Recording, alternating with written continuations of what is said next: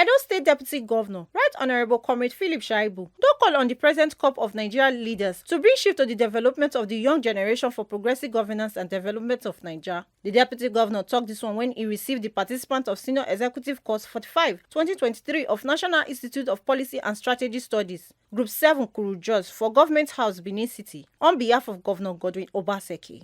The leadership of the delegates, Dr. Emmanuel Maman, talk said the group come Edo State on study tour to find out how the state they do in terms of industrialization, energy security, and climate change, and said they won't write report to bring out the problem and solutions to the problem. High caliber human resource in Nigeria. There are 7 groups that comprises the course, and this happens to be the 7th group, study group 7. As you may be aware, Your Excellency, the National Institute was established in 1979 by the then President Olusegun Obasanjo administration, and it is the federal government's think tank on policy matters and serves as a center of excellence for erudite scholars and very senior government officials such as the ones that have assembled in your office this morning. They actually converge at the National Institute annually for a period of 10 months in order to discuss and share ideas on problems affecting the Nigerian society with a view to providing solutions to these problems. So the 10 months program is the major program that preoccupies the National Institute. It is in fact the flagship program of the National Institute. These participants, as you've heard, are drawn from both the private and public sectors of the society. So the Institute conducts courses for them in order to widen their perspectives on other issues related to what they have been assigned to do, and also sharpen their skills of analysis and decision making. The program is for 10 months, and they are taught other courses to augment the team that has been given to them by the President. And the team that has been assigned Senior Executive Course 45, 2023 is industrialization, energy security, and climate change in Nigeria. Issues, challenges, and prospects. Some of the courses that are taught the participants in order to prepare them adequately to do the program include understanding the Nigerian state, policy, leadership and strategy, research methodology, science, technology, innovation, economics and management studies, and a few others. Now, these courses are usually related to the team they have been given by the President of the Federal Republic of Nigeria. And they're expected to go on tours. We've had the tour of strategic institutions in Nigeria. Most of the institutions are based in Abuja. We have gone on the African study tour. We visited quite a number of countries: Liberia, Algeria, Cote d'Ivoire, Malawi, and is this Zimbabwe? I've called Algeria. Okay, Mozambique. So we have visited these countries in a view to ascertain what is happening on the team. So the next tour we're conducting now is tour of states within Nigeria. And we are here in Edo State to actually find out how Edo State government is faring as regards industrialization, energy security, and climate change. You will agree with me, Your Excellency, that the issue of climate change is a global issue. We know we're experiencing global warming now. Many countries are resorting to alternative energy source of doing business. And so we are here to find out what Edo State is doing. How is it faring about its industrialization as regards, how is energy security and climate change affecting Edo State government's industrialization efforts? Let me state here, Your Excellency, before I drop the mic, that apart from the 10-month course that the National Institute conducts for this, the participants, we also organize short courses, which range from 2 weeks to 4 weeks for middle to top level management from both the public and private sectors. An example of some of these courses are the policy leadership and strategy course, which is for a period of 4 weeks. Then we have another one for the security people. It's called Security Strategy for Command Responsibility meant for the Nigerian Army, Navy, Air Force, Police, Customs, prisons, and the like. Then we have even one for the youth transformational leadership course, which is meant to groom the young ones to become transformational leaders. And they are taught a little bit of skills to do with policy formulation and implementation. And of course, even politicians, Your Excellency, we run an outfit called Political Parties Leadership and Policy Development Center, which was established in conjunction, in collaboration with EU and UNDP. And the center has succeeded in training the political party leadership in Nigeria on aspects to do with good governance, transparency, accountability, inter and intra-party politics, and a few others. And it is still updating these politicians in areas to do with better political parties' activities and governance. Let me also state, Your Excellency, that the National Institute has succeeded in conducting research that has impacted the country. As a matter of fact, the kind of research that is conducted in NIPS, both individual and group, are policy researches. And just let me let you know that programs such as the Federal Road Safety Corps, the NDLEA, FEPA, Federal Environmental Protection Agency, Better Life for Rural Women, and quite a good number of others are projects that were conducted by participants of the senior executive course. And government found these projects very useful, adopted them and developed them, and they have become government policies and programs. Just to let you know, Your Excellency, the importance of what the National Institute does. And then we conduct brainstorming sessions again. Whenever there's something very critical, very important to government in the society, the National Institute responds immediately. Philip Shaibu shook mouth on the importance of developing the youth for progressive leadership and good governance. And Kosti talks say political leadership is very important to put right to strengthen democracy and progressive governance for Naija. Oga Shaibu Kosti talk say the issue of climate change say not be to put law for ground but to make sure dem follow the law to bring ogbonge results, and the theme of the study na industrialization, climate change and energy security for Naija. And Kosti talk say the issues, challenges and solutions dey in order, especially with the signing of the electricity bill into law. We are happy to play host to you this week and on your study tour. And listening to you, sir, it is obvious that the problem of Nigeria is not research. The problem of Nigeria is just implementation of this research, because your establishment is the data bank as far as research is concerned in Nigeria and Africa, because you are one of the largest research institutes that we have in Africa by my own research. And that means you are not just a data bank for research for Nigeria, but for Africa. But what has happened? What has happened is that we just have research that we put on the cupboard, on our shelves. We are not implementing this research. And it's a major thing I think the institutes also need to look at, on how your establishment can be maximized to its fullest by those in authority. Because every time we sign new laws, we bring out new research, and those ones that we already have are not being implemented. They're talking about climate change now. I think as far as Nigeria is concerned, climate change ends just building gutters, pavements, and it ends there.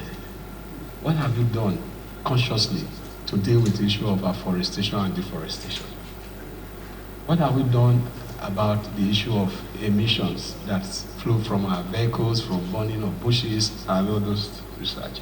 What laws have we put in place? What security measures have we been able to put to make sure that those laws and those policies we have put in place are implemented? And who is implementing them? These are questions that I think is food for thought. Because every day, in and out, government come and go and come with their different laws. The issue of electricity, I'm very happy that Mr. President have signed the electricity law, which has liberalized that sector.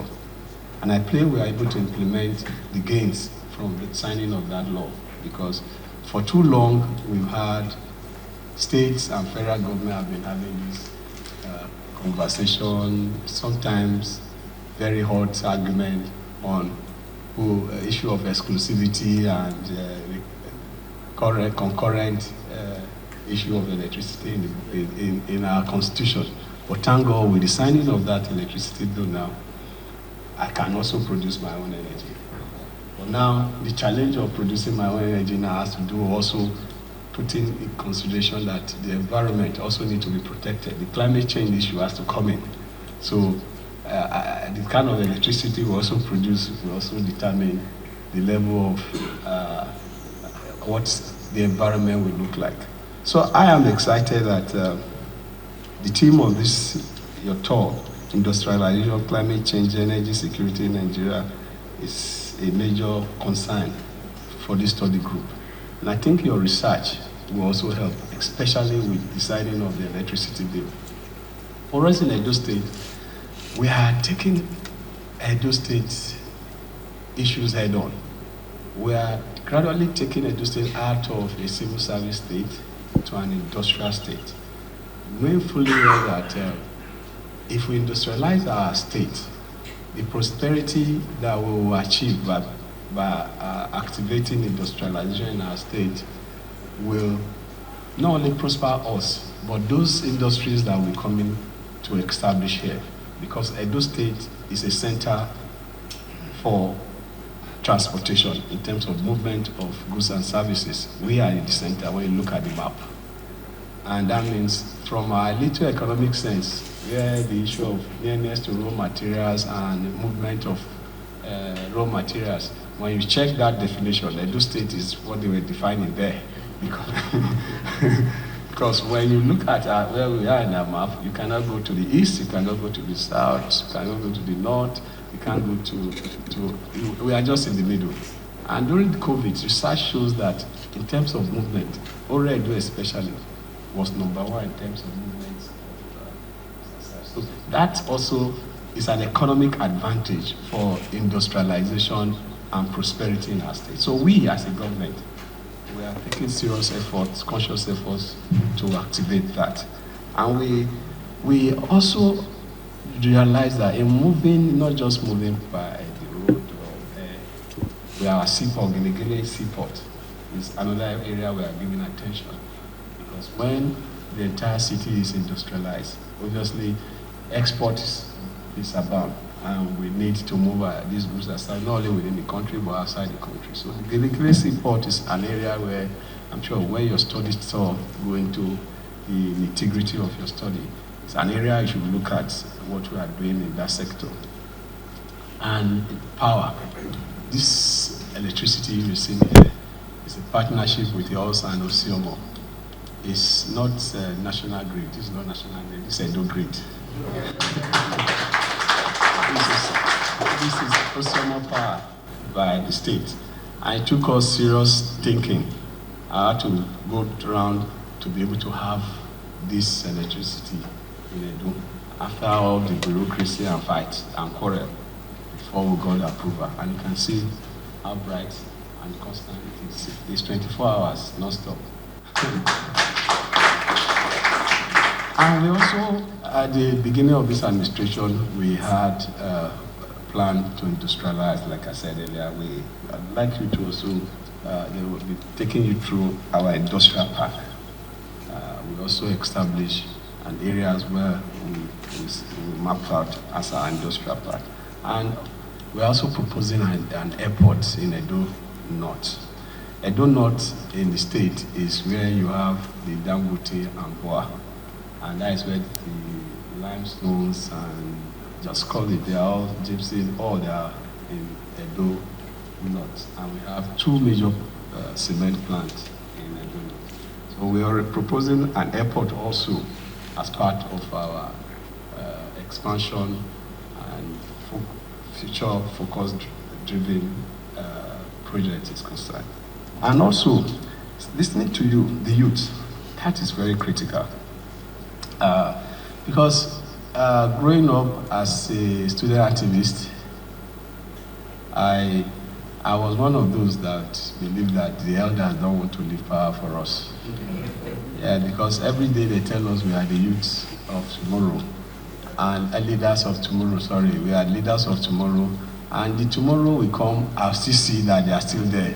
And I'm beginning to think, when will I now be this leader? So your program for the youth is very, very apt, very, very apt, because I think we need to start grooming the young ones now on progressive leadership, because there are too many bad lessons some of us have learned that we need to correct in our younger ones that are coming up, so that they don't learn these bad lessons and learn the positive one and how to transform our economy and transform our country and loyalty to governance. It is very critical, because the gap in the system has actually dealt with that. Another one is the political leadership.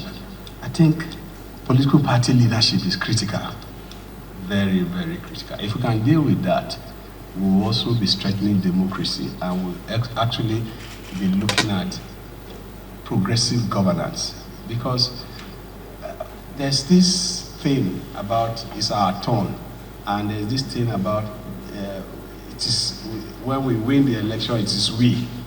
It's no longer about strengthening and fixing the system. It's about what we can get. I think if we can deal with this from the economic perspective and leadership perspective, maybe from partisan politics, we'll be having quality ideas, quality people, and also maybe the political party will now start dealing with the issue of ideology. And so when a particular party is in government, you already understand the ideology, and people vote in line with that ideology. I think that ideological perspective is lacking in our political system now. And that is why nobody is able to understand the difference between the Nigerian political parties, because they are not driven by ideology. Unlike the advanced countries, they are all driven by, when a Republican is speaking, you know this is a Republican. You don't need to write Republican on his face because you know it's a Republican. If a Democrat is speaking, you know if the conservatives are speaking. I think this will also help us to deal with the whole issue of not having a political parties that are driven by ideology. And when all these things are done, I'm sure, by the grace of God, Nigeria will be the country that we all dream and envision to be. Because we have no business with poverty. Nigeria have no business with poverty. God has created Nigeria to be a country of milk and honey. We have natural resources, we have human capacity, but we have not been able to have leadership, and that leadership is what your system will have to help us to deal with. From Benin City, Aro Isogene Ejo, TMC TV News.